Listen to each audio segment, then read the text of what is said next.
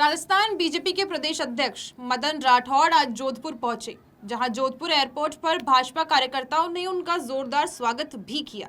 इस दौरान मीडिया से बातचीत करते हुए मदन राठौड़ ने कई राजनीतिक मुद्दों पर अपनी प्रतिक्रिया दी। राज्यसभा को लेकर पूछे गए सवाल पर उन्होंने कहा कि जहां जरूरत होती है वहां राज्यसभा में प्रतिनिधित्व दिया जाता है और यह पूरी तरह से तय प्रक्रिया के अनुसार होता है। वहीं हाल ही में पेश किए गए डिस्टर्ब्ड एरिया बिल पर बोलते हुए राठौड़ ने कहा कि जिन क्षेत्रों में सामाजिक संतुलन बिगड़ जाते हैं और लोग खुद को असुरक्षित महसूस करने लगते हैं, वहां सरकार सुरक्षा व्यवस्था मजबूत करेगी। उन्होंने कहा कि कई जगहों पर अल्पसंख्यक समुदाय के लोगों को डराने, धमकाने या प्रताड़ित करने की घटनाएं सामने आती हैं, जिससे लोग मजबूर होकर अपने घर ऑन-पॉन दामों में बेचकर चले जाते हैं। ऐसी स्थिति को रोकने के लिए सरकार, पुलिस, चौकियां लगाई जाएगी और इसके साथ ही सुरक्षा को पुख्ता किया जाए ताकि किसी भी व्यक्ति या परिवार के साथ किसी भी प्रकार की प्रताड़ना न हो सके। वहीं विधानसभा में विपक्ष के हंगामे को लेकर मदन राठौड़ ने कांग्रेस पर निशाना साधते हुए कहा कि विपक्ष के पास कोई ठोस मुद्दा नहीं है, इसलिए वो केवल हंगामा करके सुर्खियों में आने की कोशिश करता है। उन्होंने कहा कि लोकतंत्र में विपक्ष की भूमिका बेहद महत्वपूर्ण होती है, लेकिन उसे सकारात्मक होना भी चाहिए। अब सरकार में कोई कमी है तो विपक्ष को उसे बताना चाहिए ताकि सुधार किया जा सके, लेकिन केवल हंगामा करना और मौके पर बोलने की बजाय वॉकआउट कर जाना लोकतांत्रिक परंपराओं के अनुरूप नहीं है। राठौड़ ने कहा कि राजनीति में नीतिगत विरोध होना चाहिए, लेकिन भाषा की मर्यादा बनाए रखना भी बहुत जरूरी है और हाल के समय में विपक्ष द्वारा अमर्यादित भाषा का इस्तेमाल भी दुर्भाग्यपूर्ण है। साथ ही उन्होंने हाल ही में हुए निलंबन के मुद्दे पर भी अपनी प्रतिक्रिया दी। कहा कि ये दुर्भाग्यपूर्ण स्थिति है कि एक पार्टी के प्रदेश अध्यक्ष की टिप्पणी के कारण नेता प्रतिपक्ष को माफी मांगनी पड़ी। अगर संबंधित व्यक्ति खुद माफी मांग लेते तो गरिमा बनी रहती और बड़प्पन भी दिखाई देता। निकाय चुनाव को लेकर पूछे गए सवाल पर मदन राठौड़ ने कहा कि भाजपा कोर्ट के आदेशों और निर्वाचन आयोग के फैसलों का सम्मान करती है। उन्होंने कहा कि चुनाव करवाना पूरी तरह से निर्वाचन आयोग का अधिकार है और आयोग जब भी चुनाव कराएगा भाजपा उसके लिए पूरी तरीके से तैयार है। तो ऐसा है कि लेकिन यदि आपको बात विशेष पूछनी है तो पूछ। बिहार में जो सत्ता परिवर्तन हो रहा है, राज्यसभा सांसद के रूप में नीतीश जी को भेजा है। देखिए, एक ये व्यवस्थाएं होती है, अब उनको वहाँ राज्यसभा में जरूरत लगती है, वो राज्यसभा में आएंगे, वहाँ अभी देखो तय हो जाता है। तो फिर इस बार सीएम बीजेपी का होगा।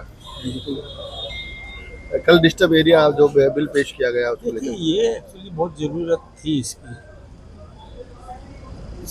सामाजिक संतुलन जहाँ नहीं रहेगा और वहाँ कोई, जैसे जिस क्षेत्र के अंदर हमारे लोग कम संख्या में हैं और वहाँ कई लोगों की मन में ये रहता है कि इनसे ये खाली करवाना है, तो उनके परिवार को छेड़ना, बच्चियों को छेड़ना, तो फिर व्यक्ति तंग आकर के और अपना औने पौने दामों में मकान बेच करके जाता है। तो ये स्थिति नहीं बने, हम वहाँ सुरक्षा करेंगे, पुलिस चौकियाँ लगाएंगे ताकि वहाँ पर किसी भी प्रकार की ऐसी प्रताड़ना किसी के साथ में नहीं हो, ये हम सुनिश्चित करेंगे। सर, बीती रात को टॉप में बड़ा हंगामा हुआ है और इसको लेकर राजस्थान में कई जगह इस तरह की स्थिति बन रही है। नहीं, हम कंट्रोल करेंगे, सारा कंट्रोल करेंगे, कहीं भी कम्युनल नहीं होना चाहिए।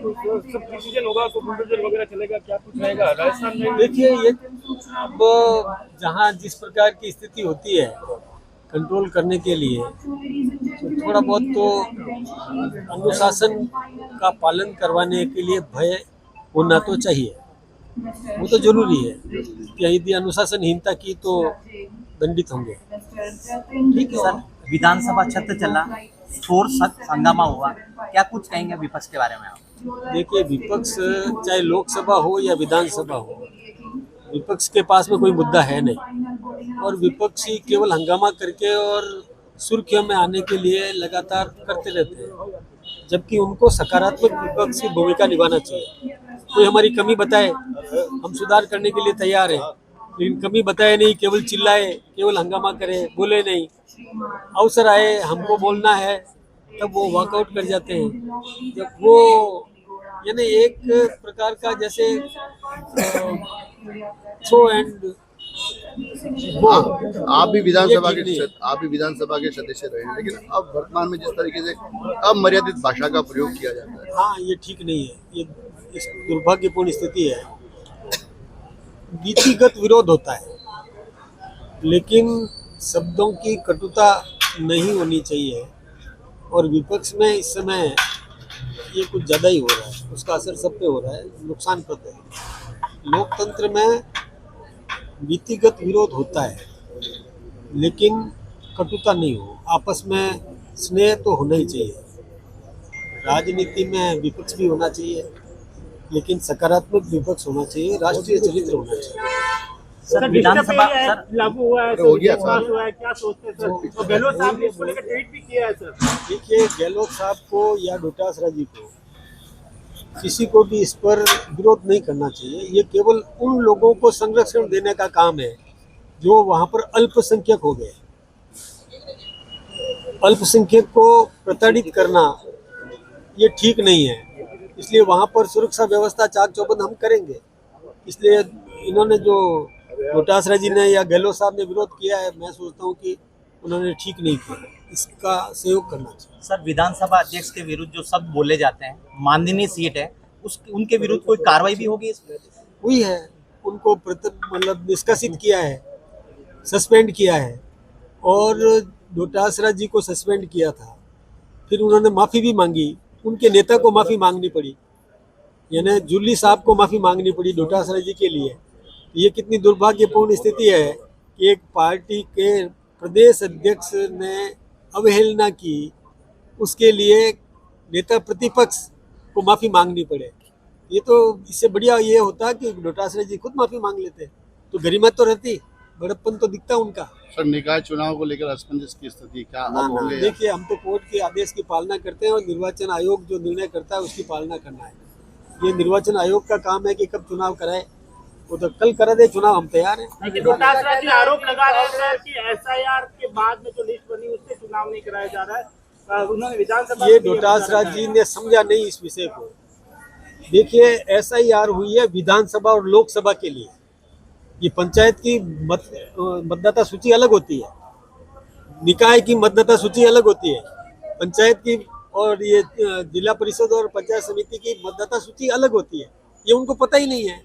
अब वो क्या राजनीति करेंगे जिनको ये भी नहीं मालूम है कि वो एसआईआर किसके लिए हुई? इसके लिए नहीं हुई है। पंचायत और निकाय के चुनावों की मतदाता सूची में एसआईआर नहीं हुआ है। एसआईआर हुआ है केवल लोकसभा और विधानसभा के वोटर लिस्ट को। सर पंचायती चुनाव कब होंगे?